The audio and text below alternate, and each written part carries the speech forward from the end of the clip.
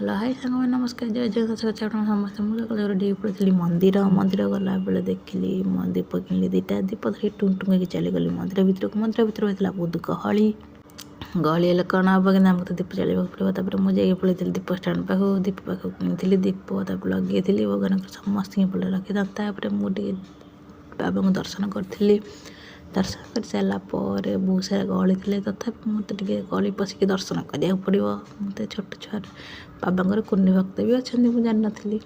तापर बाबा तो समस्ते बाबा भक्त तापर मुझे ये मंदिर बुली जाइए दीदी आगे दीदी मुझे मंदिर पार्श्व बुली जाइलु मुझे मुंडिया मारी मुंडिया मारी सारापर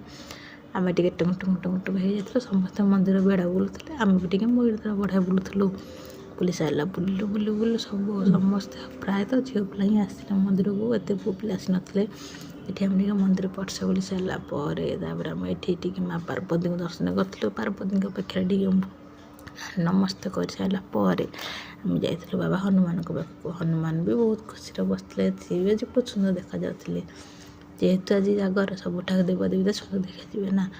तापर आम जा बुली बुले सारापर आम ठिया होलु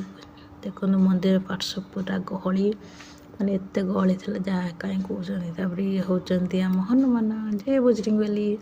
आम टे पूजा सारिकी बाबा टे सिंदूर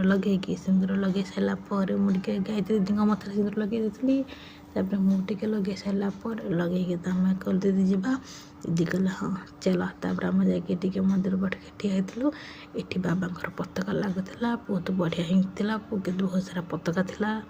तो देखिपे रोचे जय जगन्नाथ नेक्स्ट ब्लॉग देखा आपण मो तरफ आउ थे हैप्पी जगह आपण मैंने दीप जाने जाएंगे ना कमेंट निश्चय करेंगे रोचे नमस्कार।